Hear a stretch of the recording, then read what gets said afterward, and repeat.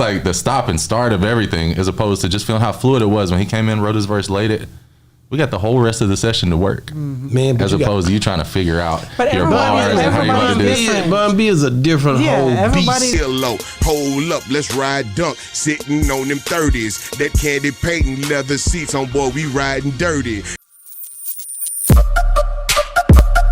Yeah, we on Boss Talk 101. Yeah, we gonna talk. With Gucci Man, that's a whole nother level. That dude bad, bro.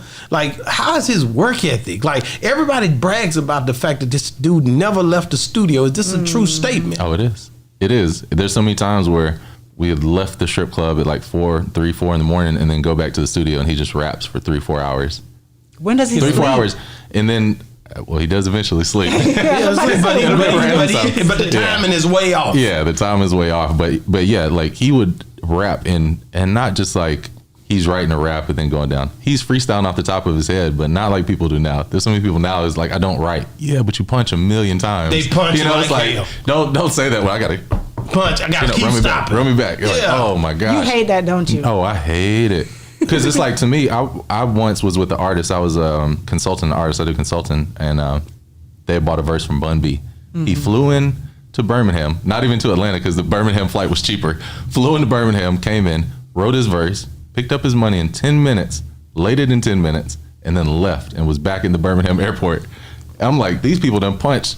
Bun B could have flew into Birmingham. That's why I said, got to Atlanta, drove back to Birmingham, been back to Tennessee by the time you're sitting here trying to punch and get your thoughts together. You know, it's like Jay-Z was formulating his ideas before he went in the booth. Exactly. You know, it wasn't really a freestyle. Same thing with Biggie. So it's like, to say I don't write, it wasn't really not writing. He's just kind of like writing it in his head before he goes in there. That's right. So I think people got lost when they got in the booth and they're like, well, Jay-Z don't write. No, let me get that again.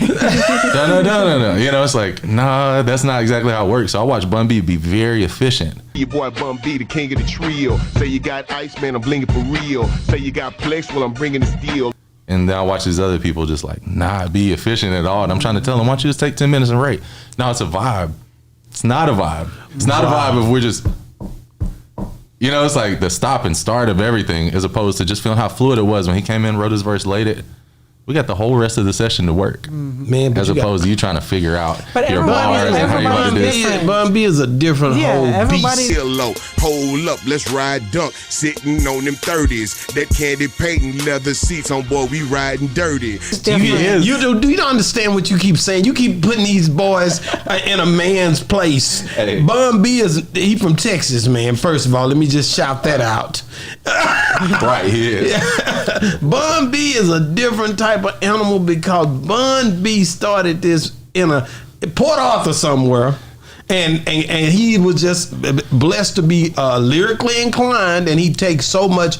He had to deal with Pimp C, which is my favorite all time. Yeah. So he had to come with it because Pimp was doing his part, of course, his basically beat making and singing and all. And then you got Bun. Bun, like, I gotta lace this when I come through. Man, I pull up in your city and get my bush on. What is that? Lay down the competition. Then he come to the studio with whoever this dude is you talking about. This guy hadn't had to deal with the level of what. Right. He in there like, man, I'm gonna punch this in. I heard Jay say it. It's not the same. It's not the same. But it's not the same. But cool. I feel like we should use the bar to be like, this is what we can aspire to be like. Right. Tupac never punched. No. You know, not saying nobody should ever punch, but when I first started recording, because I heard that, I didn't let nobody punch. You know, it took me a couple people crying in the booth. I can imagine. You know, for me to be like, all right, so they're not Tupac, you know?